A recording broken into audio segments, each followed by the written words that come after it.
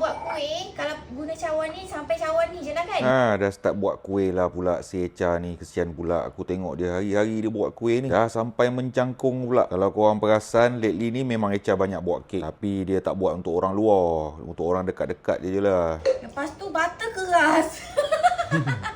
Banyak juga kek dia buat. Aku ingat dah 40 ke 50 biji dalam seminggu ni. Tapi itulah, oven kecil lagi. Tak boleh buat banyak sekali Arong. Kena buat satu-satu. Siang, malam, pagi, petang dah naik bersepah dah rumah ni. Bila rumah ni dah bersepah ni, aku tengok Echa ni macam tak ada rasa penat. Tapi aku pula yang rasa penat tengok rumah bersepah macam tu. Cookies Echa dah siap. Untuk jangka masa panjang aku ingat tak boleh ni. Aku mesti nak kena tolong Echa ni. Echa ni suri rumah je selama ni. Kalau aku tak tolong dia, siapa lagi nak tolong dia? Takkan jiran sebelah rumah pula kan? Lepas bincang punya bincang, ambil je lah satu tempat. Biarlah sementara dia tengah rajin tu, kita cari tempat untuk dia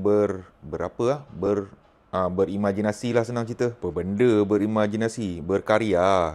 Pintu roller shutter tadi tak boleh buka. Tak tahu kenapa elektrik tak ada rasanya tu. Ni kedai sebelah ni pun tengah bikin. Allah, pening aku. Daripada buruk, ni dah jadi lawa dah. Dapur pun dah solid cantik dah. Rasa lagi 2 minggu lagi dah boleh jalan dah kedai ni. Tak boleh ikut depan, kita masuk ikut belakang je. Ni lah tempat aku rasa nak kena buat Echa punya dapur ni. Nak kena dapatkan beberapa barang juga ni. Oven apa semua ni nak kena completekan dekat dalam ni. Tak adalah bersepah dekat rumah tu. Nak kena susun atur yang baik juga tempat ni. Kedai yang aku dapat ni untuk Echa ni buruk tau. Daripada depan sampai belakang aku bikin balik. Tapi sekarang ni nak fokus untuk kat belakang je lah. Ini lagi beberapa minggu ni aku dah tak ada dah. 48 hari dah dekat Mekah dengan Madinah tu. Sementara ada masa ni, aku buat je lah. Tapi terkejar jugalah masa. Echa cakap lagi 2 minggu dia nak start dah. Ini aku confirm ni time kat Mekah aku ni memang habis lah. Memang tak terbuat dah. Ataupun terbiar lah tempat ni. Tapi apa pun jadi, aku try lah settlekan dulu apa yang patut. Nanti dah tak terfikir-fikir pula kat sana nanti kan. Ni proses nak cari pekerja lagi ni. Aduh, siapa nak kerja kat sini? Dekat area Johor Bahru ni, ada yang pandai buat kek tak? Mel lah datang. Kau jumpa je si Dek Echa ni cakap nak kerja. Pening aku. Dia semua benda dia nak buat sendiri. Ingat masa dia banyak pagi nak hantar anak sekolah, tengah hari nak ambil anak sekolah, petang nak ambil anak sekolah, nak jaga si Medina lagi, nak buat kek lagi. Allah, susah kalau berbual dengan orang terlalu overconfident ni kan. Hari-hari bertekak je nanti dengan dia. Betul tak? Diam aja, buat apa yang dia suruh. Betul tak? Settle lah hal kedai, keluar lagi pergi cari barang-barang untuk penuhkan kedai pula. Sini cari oven, cari apa lagi mixer, apa lagi tak, adalah 2-3 barang cari kat sini kat area Kempas ni. Nanti kalau dah siap nanti aku update lah satu persatu. Tak pun kalau aku dah sampai dekat Mekah dengan Madinah tu nanti biar Echa je update sendiri.